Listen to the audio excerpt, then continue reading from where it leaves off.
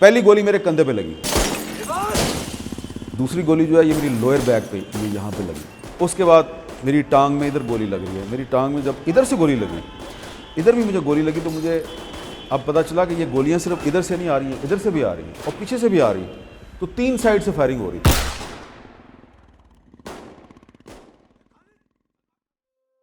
پاکستان جیسے ملک میں نا صحافیوں کو دھمکیوں کا سامنا کرنا پڑتا ہے، ہم پہ جھوٹے الزامات لگتے ہیں، ہماری جو فیملی ہے اس کو تھریٹ کیا جاتا ہے، سوشل میڈیا پہ طرح طرح کے الزامات لگائے جاتے ہیں۔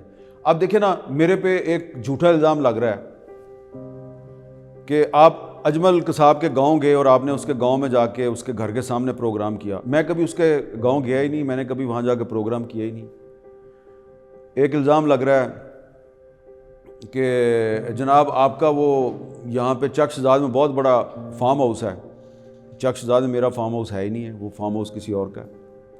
الزام لگ رہا ہے دبئی میں آپ کا بہت بڑا ولا ہے، میں دبئی تو کیا، میرا تو پاکستان سے باہر کوئی بینک اکاؤنٹ تک نہیں ہے۔ آپ یقین کریں گے کہ میرے پہ قتل کی جھوٹی ایف آئی آر درج ہو چکی ہے، میرے پہ اغوا کی جھوٹی ایف آئی آر درج ہو چکی ہے، اور اس کے علاوہ میرے پہ توہین رسالت کا جھوٹا الزام لگ چکا ہے۔ میں نے یہ ہر طرح کے الزامات عدالتوں میں فیس کیے اور وہاں سے کلیئر ہوا ہوں۔ کوئی جرنلسٹ جو ہے وہ قتل کا مقدمہ جو ہے اس کو فیس کر سکتا ہے، اغوا کا مقدمہ بھی فیس کر سکتا ہے، اور کوئی اس پہ الزام لگا دیں، لیکن جب آپ کسی پہ توہین رسالت کا الزام لگا دیتے ہیں نا تو اس کو ڈیفینڈ کرنا بہت مشکل ہوتا ہے۔ میں اس لحاظ سے بہت خوش نصیب ہوں کہ جب مجھ پر یہ الزام لگا تو پاکستان کے بہت بڑے بڑے جید علماء نے میرے حق میں فتویٰ دیا کہ یہ حامد میر پہ لگایا جانے والا الزام غلط ہے، اور یہیں سے آپ کو سٹرینگتھ ملتی ہے اپنے لوگوں سے۔ تو جب 2014 کی بات ہے کہ مجھے جیو ٹی وی کی مینجمنٹ نے کہا جی آپ نے کراچی آنا ہے اور ہم نے ایک بہت بڑا پروگرام کرنا ہے یہاں پہ، اور پروگرام یہ کرنا ہے کہ پاکستان میں جو ہے یہ جو ملیٹنسی ہے، ایکسٹریمزم ہے، اس کے بارے میں پروگرام کرنا ہے، اس کو کیسے روکا جائے، تمام پارٹیز کو آن بورڈ کرنا ہے۔ تو میں نے ان سے کہا کہ آپ میرے سے یہ پروگرام اسلام آباد میں کروا لیں، میں نے کراچی نہیں جانا۔ انہوں نے کہا کیوں؟ میں نے کہا مجھے پتہ ہے میں کراچی جاؤں گا وہاں پہ مجھ پہ اٹیک ہو جائے گا، تو میں نے اپنی مینجمنٹ سے کہا میں کراچی نہیں آؤں گا۔ انہوں نے کہا نہیں یہ وہ آپ کے علاوہ یہ کوئی شو کر ہی نہیں سکتا۔ میں نے کہا جی میں نے کراچی نہیں آنا، میرے پہ حملہ ہو جائے گا۔ جس دن میں کراچی گیا 19 اپریل 2014، آپ دیکھیں میں نے اپنی طرف سے ہر قسم کی چالاکی کی۔ میں نے پہلے اپنی فلائٹ بک کروائی اسلام آباد کوئٹہ، تاکہ یہ سمجھے میں کوئٹہ جا رہا ہوں۔ لاسٹ منٹ پہ میں نے وہ فلائٹ کینسل کروا کے اسلام آباد کراچی کی فلائٹ لی۔ جب میں اسلام آباد ایئرپورٹ پہ گیا تو میں نے اپنے ڈرائیور سے کہا میں کوئٹہ جا رہا ہوں۔ میں چڑھ گیا کراچی کی فلائٹ پہ۔ وہاں پہ جب میں نے لینڈ کیا تو میں نے اپنی وائف کو میسج کیا کہ میں کراچی پہنچ گیا ہوں۔ اب میں جب اترا تو میں گاڑی میں بیٹھا، ابھی ہم ایئرپورٹ سے نکل رہے ہیں تو میں نے جو اس شو کی جو پروڈیوسر تھی مریم چودھری، میں نے ان کو میسج کر دیا کہ میں پہنچ گیا ہوں، اور جیسے ہی میں ایئرپورٹ سے باہر نکلا تو ایک وہاں پہ ایک ناتا خان برج ہے، ایئرپورٹ کے پاس ہی ہے، وہاں سے جب گاڑی جو ہے وہ اس طرح جیسے ہی اس نے ٹرن کیا رائٹ کی طرف تو فائرنگ شروع ہو گئی۔ اب جب فائرنگ شروع ہوئی ہے تو جو میرا ڈرائیور تھا وہ آگے تھا اور اس کے ساتھ ایک گارڈ بیٹھا ہوا تھا، تو میں نے دیکھا جو ڈرائیور ہے وہ اس نے اپنے دونوں ہاتھ اس طرح چھوڑ دیے، جس طرح بندہ اوسان خطا نہیں ہو جاتے۔ تو میں نے اس کو کہا نہیں گاڑی بھگاؤ ہے، اس نے دوبارہ اسٹیئرنگ کو پکڑا اور اس نے ایکسیلیٹر پہ پاؤں رکھ دیا۔ اب گولیاں چل رہی ہیں اور میرے ذہن میں ذہنی طور پہ الرٹ تھا، میرے ذہن میں آیا کہ اب میرے پہ فائرنگ ہو رہی ہے، ادھر سے بھی شیشہ ٹوٹ گیا گاڑی کا، پیچھے سے بھی گاڑی کا شیشہ ٹوٹ گیا ہے۔ اب اگر میں نے اپنے آپ کو بچانے کے لیے اگر میں گاڑی کی سیٹ پہ لیٹ گیا تو یہ گولیاں نیچے سے بھی آ رہی ہیں، تو یہ میری گولی سر میں لگ سکتی ہے، تو اس لیے بہتر ہے کہ میں اسی پوزیشن میں رہوں، تاکہ گولیاں جو ہیں وہ میرے کندھے پہ لگ رہی ہیں۔ پہلی گولی میرے کندھے پہ لگی تو ایسے لگا کہ جیسے کوئی بہت سوئی کسی نے مجھے چبو دیا. مجھے پتا تھا مجھے گولی لگ گئی ہے, کندھے میں لگ گئی ہے. دوسری گولی جو ہے یہ میری لوئر بیک پہ, یہ یہاں پہ لگی.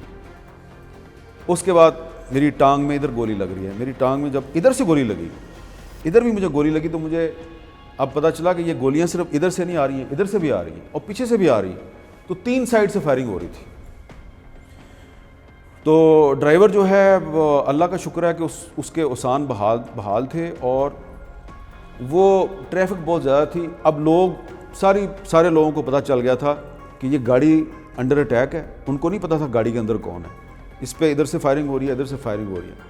تو کراچی کے لوگ جو ہیں, اللہ ان کا بھلا کرے, انہوں نے میری گاڑی کو راستہ دینا شروع کر دیا, اپنی گاڑیاں ہٹانی شروع کر دی, اور ہماری گاڑی بھاگتی جا رہی ہے. اب مجھے گولیاں لگ چکی ہیں, تو میں نے ان کو بتایا گارڈ کو مجھے گولی لگ گئی ہے, تو گاڑی ہاسپٹل لے کے چلو.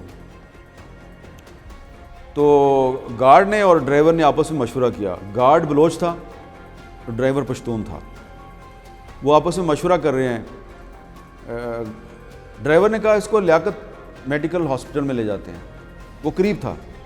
گارڈ نے کہا نہیں, ادھر نہ لے کے جاؤ, یہ ادھر بھی پیچھے آئیں گے. تو میں نے کہا آغا خان ہاسپٹل لے جاؤ. انہوں نے کہا صاحب وہ دور ہے. میں نے کہا نہیں, ادھر ہی چلو. تو جب ہم آغا خان ہاسپٹل کے بہت قریب پہنچ گئے, تو وہاں سے پھر دوبارہ گاڑی کو یو ٹرن لے کے واپس آنا تھا. وہاں تک وہ پیچھے آئے, اور آخری جو اس نے مجھے گولی ماری, وہ اس نے ادھر سے شیشہ ٹوٹ چکا تھا, تو مجھے وہ پسٹل نظر آیا. اس نے ہاتھ اندر کر کے 2 فائر کیے, تو ایک فائر جو ہے وہ یہ میرے پیٹ میں لگا. تو آپ وہ دیکھیں ابھی بھی اس کا جو نشان ہے, تو وہ بہت قریب سے فائر لگا ہوا ہے, اور وہ والی جو گولی ہے وہ ابھی تک میرے پیٹ کے اندر ہی ہے. تو وہ موت کے ساتھ ایک بڑا کلوز انکاؤنٹر تھا. بالکل موت میرے قریب کھڑی تھی. اور جب میں بالکل آغا خان کی ایمرجنسی میں پہنچ گیا, اور ادھر سے وہ ڈرائیور بھاگ کے آیا, اس نے جب دروازہ کھولا, تو اس وقت تک میری آنکھوں کے سامنے اندھیرا چھا رہا تھا. اور میں نے جب اپنی یہ ٹانگ اٹھا کے گاڑی سے باہر رکھنے کی کوشش کی, تو مجھے احساس ہوا کہ میری ٹانگ بے جان ہو چکی ہے. پھر میں نے اپنی دوسری ٹانگ کو ہلانے کی کوشش کی, تو وہ بھی بے جان ہو چکی تھی, کیونکہ دونوں ٹانگوں میں گولیاں لگی ہوئی تھیں. پھر میں نے اپنا یہ ہاتھ اٹھانے کی کوشش کی, تو میرا یہ رائٹ ہینڈ یہ نہیں اٹھا, کیونکہ کندھے میں گولی لگی ہوئی تھی. تو پھر انہوں نے مجھے بڑی مشکل سے نکالا, اسٹریچر پہ ڈالا. بائی دا ٹائم جب میں ہاسپٹل کے اندر پہنچا, تو جو آخری کام مجھے یاد ہے جو میں نے کیا, وہ جو ڈاکٹر تھا, میں نے اس کو کہا میرا والیٹ نکال لیں اور یہ میرا موبائل رکھ لیں, اور پھر میں بے ہوش ہو گیا.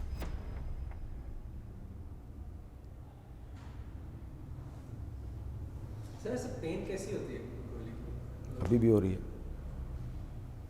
یہ والی جو میری سائڈ ہے, وہ جو میں آپ کو کہتا ہوں میں نے صوفے پہ نہیں بیٹھنا, تو وہ جب میں ذرا زیادہ بینڈ ہو کے بیٹھتا ہوں نا جب, تو یہ درد ہوتی ہے. تو اس لیے میں اس پوزیشن میں بیٹھتا ہوں, تاکہ یہ جگہ ہے نا, اس پہ پریشر نہ آئے. کیونکہ ایک گولی ادھر سے لگی تھی, ادھر سے نکلی تھی, تو اس نے میری جو نروز کو ڈیمیج کیا ہوا ہے, تو وہ ابھی تک ریکور نہیں ہوئی ہیں.